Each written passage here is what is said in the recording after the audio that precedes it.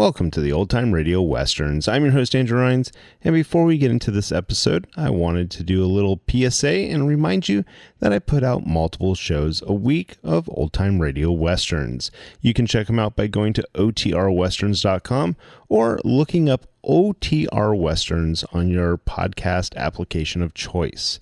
We're releasing over 10 episodes a week so far, about 100 a month. So definitely want you to check that out. Again, otrwesterns.com and check it out. I also wanted to invite you to check out my sister podcast site, OT Netcast, and that's Netcast. So OT Netcast, Netcast, otnetcast.com. We're currently releasing mystery genre shows, and this is shows like The Shadow, Escape, Suspense, and The Whistler.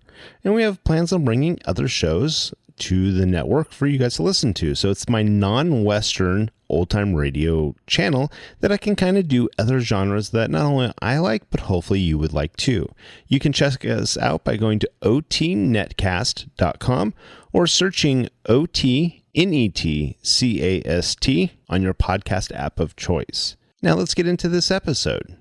This episode is going to be Challenge of the Yukon. Original air date's October 13th, 1950, and the title is A Dog Called Sparky.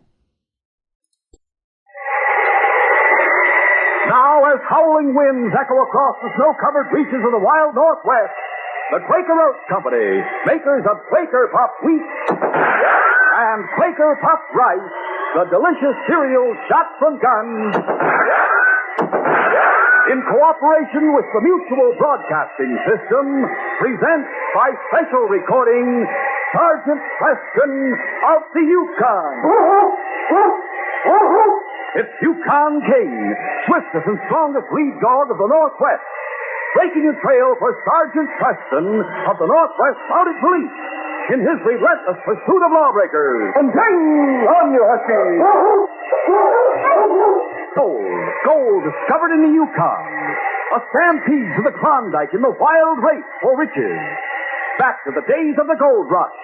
And the adventures of Sergeant Preston and his wonder dog, Yukon King, as they meet the challenge of the Yukon.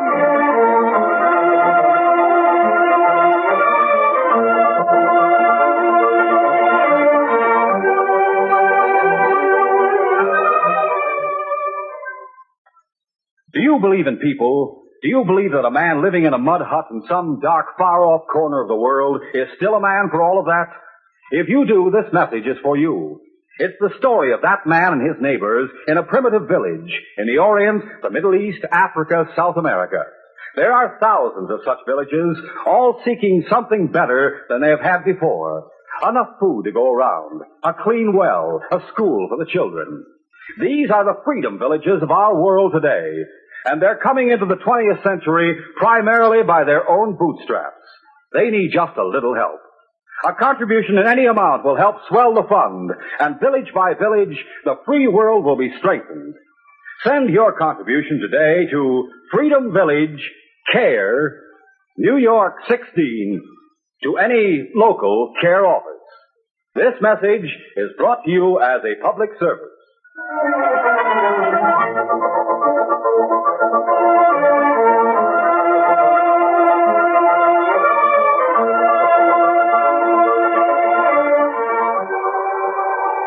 Sergeant Preston and little Terry Wiggins were seated before a blazing campfire. They were just finishing their midday meal.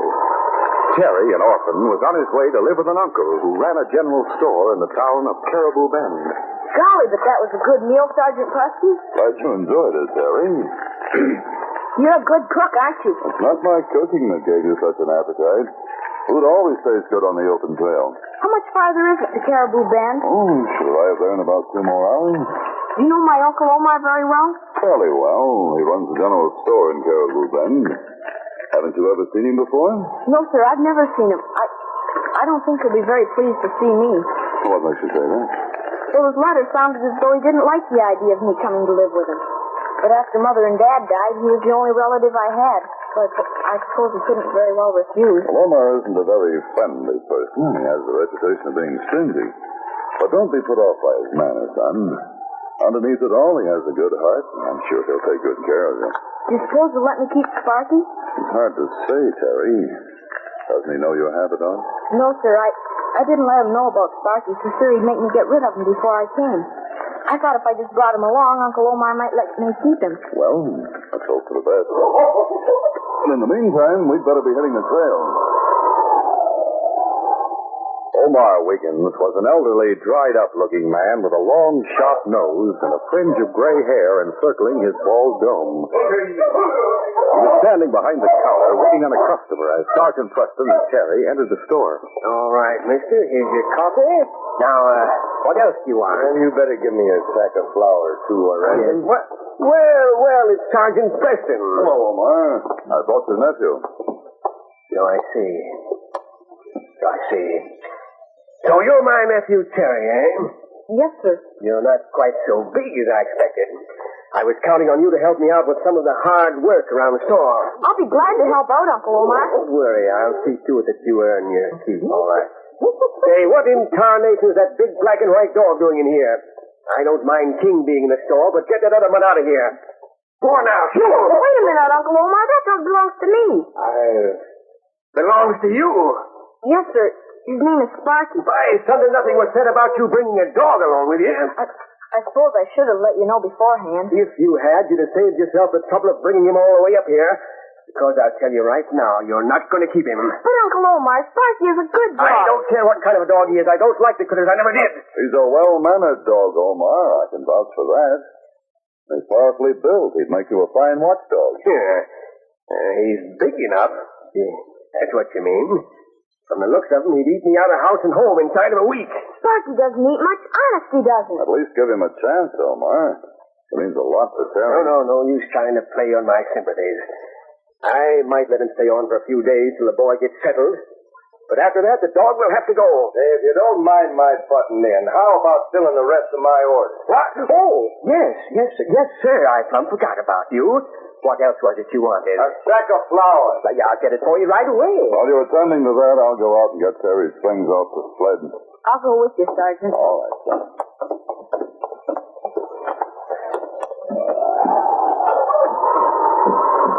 Gee, Sergeant Preston, I don't think I'm going to like it here very well. Always hard at first, Terry, moving into strange surroundings, but you'll get used to things after a while.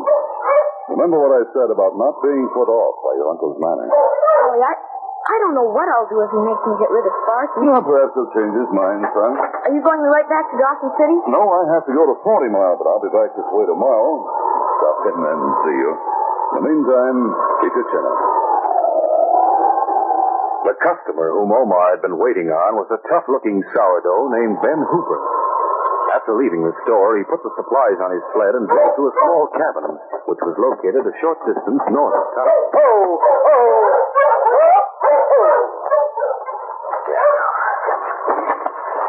There we are.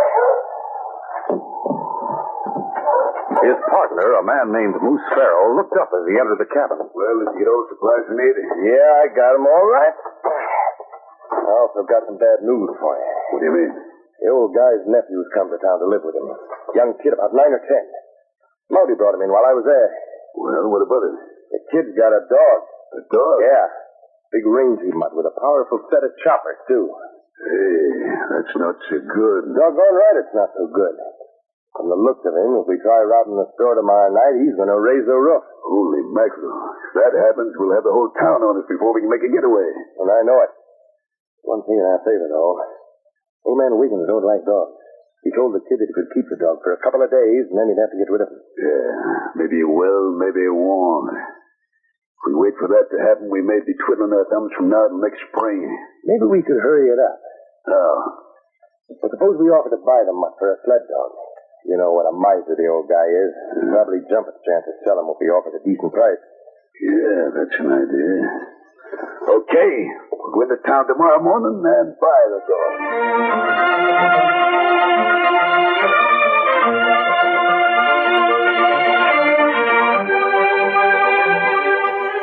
We'll continue our adventure in just a moment. Today, July 1st, Canada, our good neighbor to the north and strong ally, celebrates her 88th birthday. This is equal to our July 4th. And we send her our most hearty and sincere congratulations. Say, kids, which would you rather do? Read about your favorite baseball team in the papers, or see a game on the screen, or be right in the ballpark, yelling for the players on your team, eating hot dogs, drinking soda pop, and having the time of your life? Golly, nothing beats the fun at a ballpark.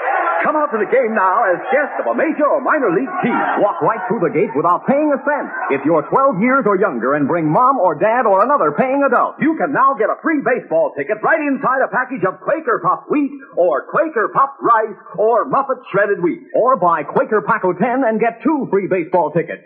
Names of teams and dates are on every ticket. Get in on the fun. Right away, get a free baseball ticket package of Quaker Puffed Wheat or Rice, Muffet Shredded Wheat, or Quaker Paco 10. If your store doesn't have the special packages yet, just send the box top from the regular packages of these same cereals. Send to Baseball, Box 5205, Chicago 77, Illinois.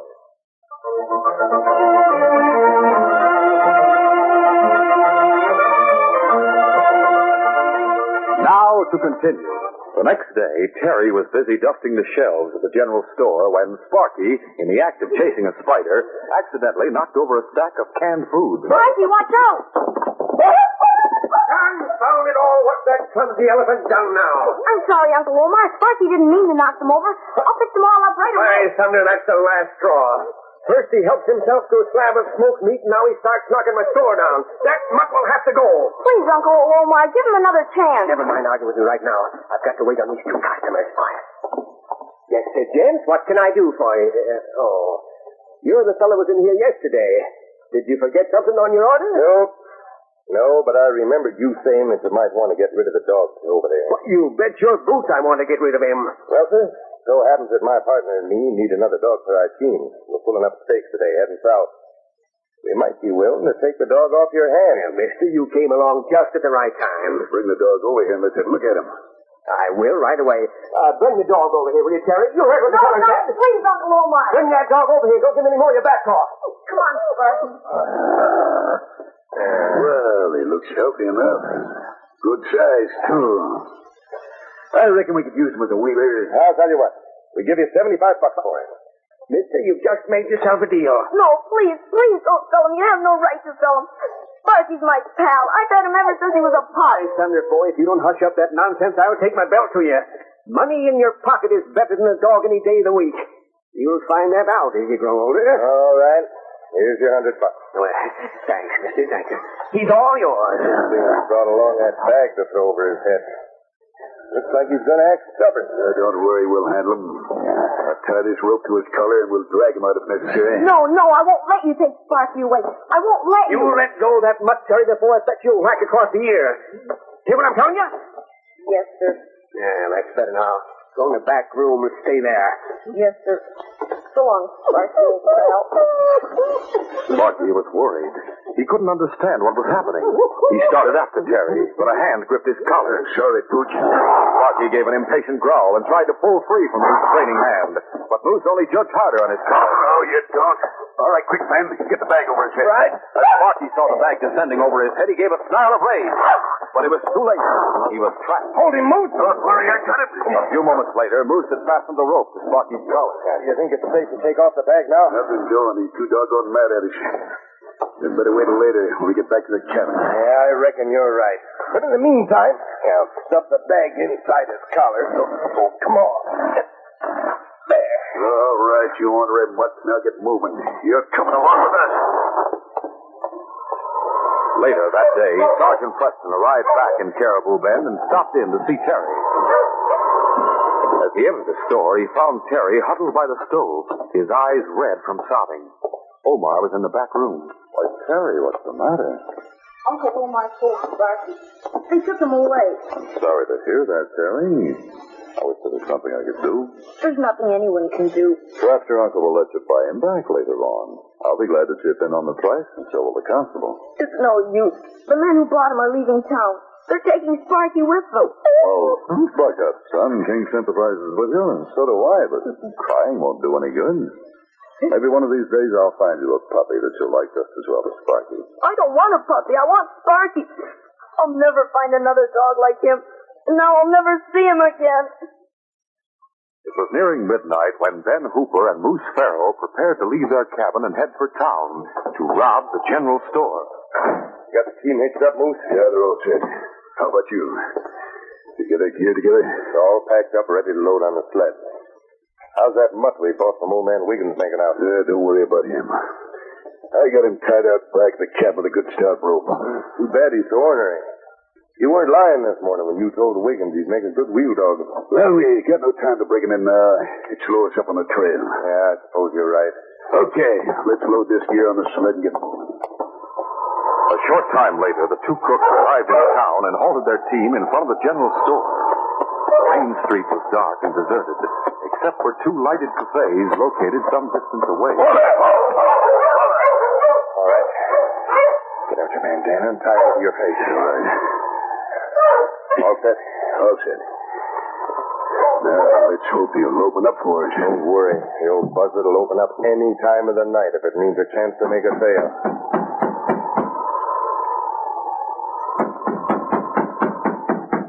After repeated knocking, they finally heard Omar Wiggins approaching from inside the store. All right, gentlemen. You don't have to bust down too much. What in tarnation you want out there? How about selling me some coal oil?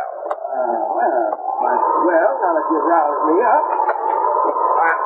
Matchman. Shut up. Don't try slamming that door. I'll let you have it. Hey, what do you want? Hand that lamp you're holding over to my partner. Sure. Here, take it, mister. Get your hands up and start backing inside. Set the lamp down on the counter, then go get the kid, Moose. He's probably sleeping in the back room. What are you going to do to us? Make you open up that safe. No, I won't do it. I don't keep money in there anyway. You'll open it all right. And you better make it snappy before I start squeezing this trigger. Meanwhile, Sparky had been chewing frantically at the rope that held him ever since the two crooks had left the cabin. The rope was thick. Sparky's powerful fangs were more than equal to the job of gnawing through it. Finally, all but a few strands had been severed. Sparky stopped gnawing and strained against the rope by lunging repeatedly. Suddenly, the last strands parted. And with a joyous bark, the big dog raced off through the night to return to his beloved young master.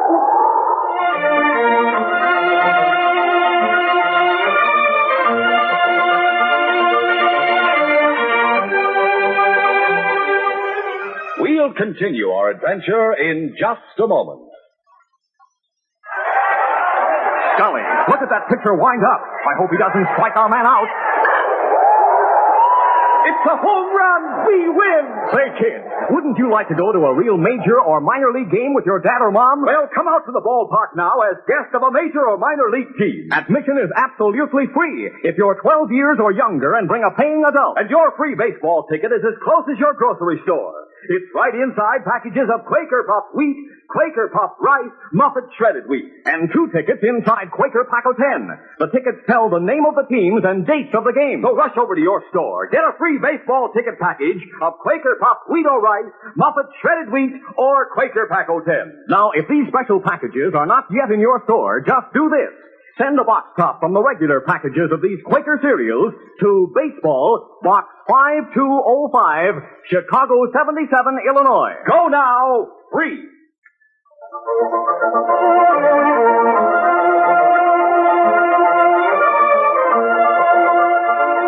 Now to continue. 20 minutes later, after cleaning out the safe, the two crooks had just finished tying and gagging Omar and Terry. I guess that'll hold him. All right. Put out the lamp. Let's clear out of here. Right. Let's go. Well, as they opened the door, a snarling mass of fury sprang at them. Hey! It's the kid's dog! He was cut loose. Help me! For Pete's sake, he's got round! Well, you don't get on him. That knocked the fight out and fast enough. Why, that was a close call. Well, never mind standing here talking about it. Let's get moving, huh? Suits me. All right, line him up, Carlo. Must you have... For several minutes, Sparky lay stunned by the brutal blows of the crook's heavy six-shooter. And then gradually he began to regain consciousness. The room was pitch dark, but his nostrils caught the scent of his young master.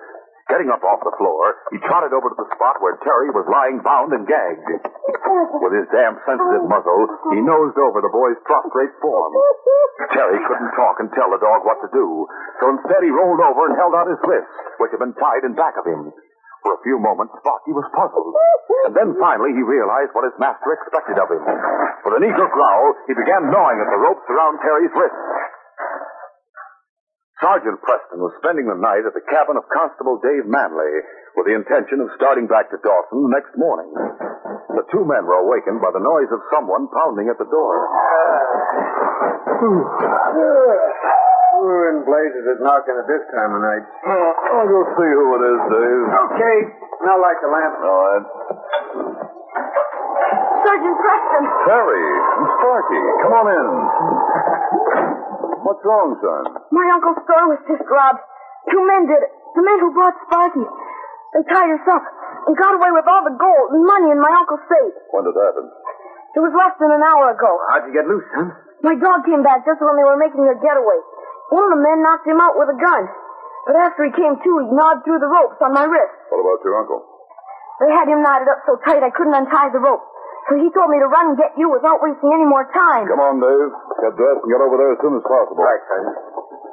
When the two Mounties arrived at the store, they found Omar Wiggins highly wrought up and nearly incoherent as he bewailed the loss of his money. After freeing him and calming him down, they questioned him for further details. If the robbers were wearing bandanas over their faces, what makes you so sure they were the men who bought Sparky? Well, I tell you, I recognize their voices. It's not only that. When Sparky jumped at them, one of them shouted, "It's the kid's dog." The other said he must have gotten loose. But you don't know what their names are or where they... No, I've already told you that. I've seen them around town lots of times, but I never did know who they were. Yeah, I suppose they've cleared out by now anyway. Knowing the dog gave away their identities. When they bought Sparky this morning, they said they were planning to leave town. Wait a minute. What's this piece of material lying on the floor? Sparky ripped that out of one of the robbers' parkas. He had him by the arm. Oh, good work, Sparky. This may be the means of catching those two men. Hey, well, what do you mean, Sergeant? I think this will give King the scent. Here, boy. Sniff this. You mean King will be able to trail them from that? I hope so. By thunder, I sure hope so, too. How about it, King? That's the scent, all right. Come on, Dave. Let's see which way they headed. Right, Sergeant. Must have headed north. Yes, probably trying to make it to the border. All right, Dave. We'll hitch our teams and start after them. Right, Sergeant.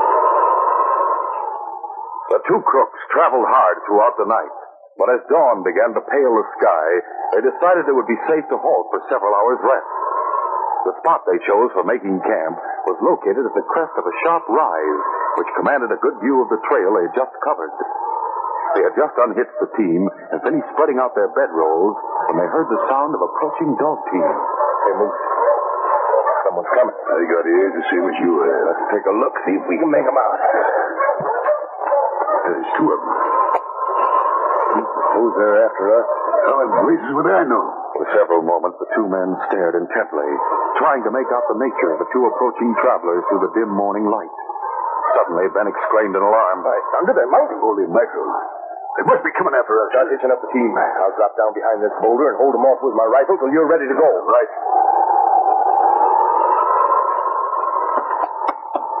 A few minutes later, as the Mounties came within range, they were greeted by a shot from the top of the rise. Swinging their teams to opposite sides of the trail, the two Mounties quickly took cover behind trees and began to return the fire. We'll never take them this way, Dave. What else can we do? If we go charging up the trail, that fellow with a rifle will drop us for sure. You stay here and keep him occupied. What about you? I'm going to try to work my way up the slope among the trees and close in on them. Come on, King. Darting swiftly from point to point among the shadowy trees and underbrush, the sergeant quickly worked his way to the top of the rise. But as he closed in on the crooks, he realized that he would have to move more cautiously. Moose had just finished harnessing the team when he heard the rustle of underbrush and caught sight of Sergeant Preston about 20 yards away. There he is. I'll get him. The sergeant had fired first, and Moose dropped to the ground, then swung around in panic. The boulder couldn't protect him now that he had been outflanked. He darted for the nearest tree. But his attention was focused in the direction of the sergeant, and he didn't realize that King was coming toward him through the underbrush from a different direction. When he did realize this danger, it was too late. The great dog charged. yell of fright, he went down under King's attack, dropping his rifle as he did so. Help! Get this dog away from me! Call him out! Put him down, boy, like a run. A moment later, the sergeant had picked up Moose's revolver and then came over to get Ben's rifle. All right, King, I have them. That dog here nearly killed me. If King had wanted to kill you, you'd be a dead man by now. I still don't trust him. Stop your whining and get up on your feet. You and your partner are under arrest in the name of the Crown. After handcuffing Ben Hooper and attending to Moose Farrell's wound, the two Mounties started back to Caribou Bend with their prisoners. Early that afternoon, the sergeant walked into Omar Wiggins' general store. Sergeant Preston, he's come back. By thunder, so he has. Did you catch those crooks, Sergeant? Did you get my money back? Yes, Omar, the crooks are in custody, and your money and your gold are right here. Well. Better count it. Make sure it's all there. I sure do, thank you, Sergeant. If those crooks had gotten away, I'd have been ruined. No need to thank me, Omar, but I'd say that Sparky deserves a great deal of gratitude. He set Tommy free and enabled him to notify us of the robbery. He ripped a piece off one crook's parka, and that gave King the scent. Without that, we never would have been able to track them down. I realize all that, Sergeant. I was fooled to ever sell Sparky in the first place. If I hadn't have done that, those crooks probably never would have tried to rob me. You're right about that, Omar. They said so themselves. Then may I keep Sparky, Uncle Omar? You're darn tootin' we'll keep him. Why, Dad read it telling you and Sparky rescued me from those crooks and saved my whole fortune. From now on, you're going to be my right-hand man. And if you need Sparky as a helper, you'll have him. Oh, boy, did you hear that, Sparky? You're going to stay with us for keeps. Well, King, old boy, now that Terry has Sparky back, I'd say this case is closed.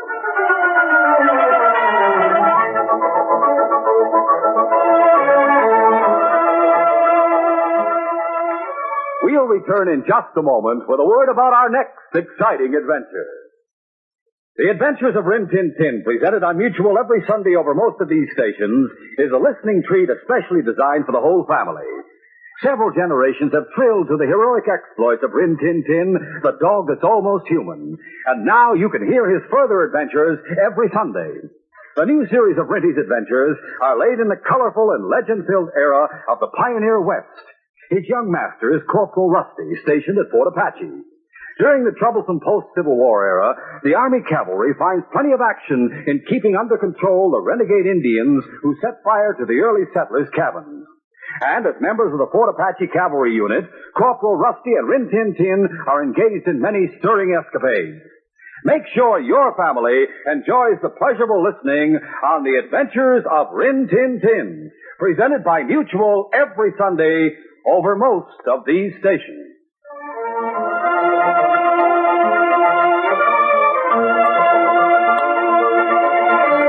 And now, here's Sergeant Preston. Sergeant Preston reporting, sir. Sergeant, Bald Rock is out of your territory, but I wish you'd go there and investigate a mystery. Glad to, Inspector. Several people have come into Dawson from Bald Rock to sell their most treasured possessions. There must be some reason why they're so desperately in need of money. I want to know that reason. I'll start immediately, sir. Come along, King. Only some impelling force could make the people of Bald Rock sell their treasured heirlooms. Sergeant Preston may have to meet and fight that force. It could well be a battle to the death. Be sure to hear this exciting adventure Monday.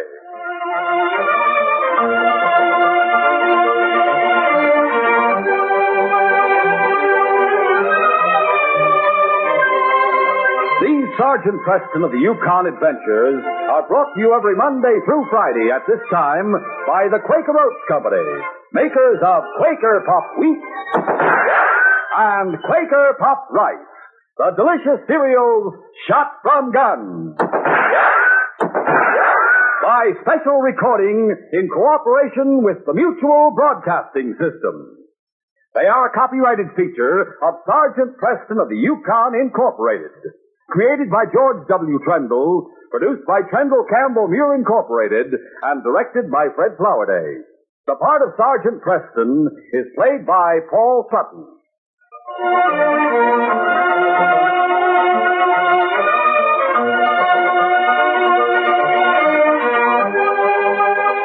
This is J. Michael wishing you goodbye, good luck, and good health from Quaker Puff Wheat and Quaker Puffed Rice. So long. This is Mutual, Radio Network for all America.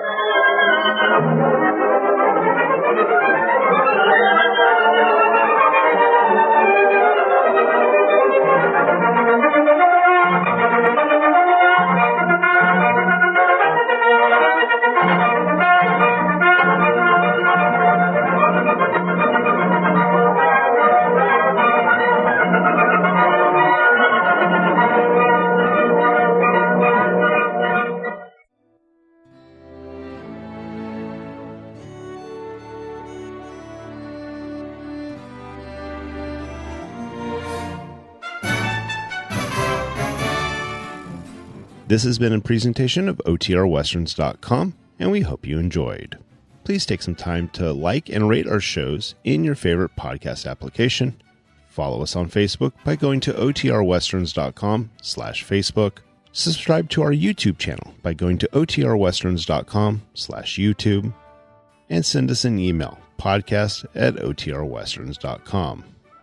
You can call and leave us a voicemail, 707-986-8739.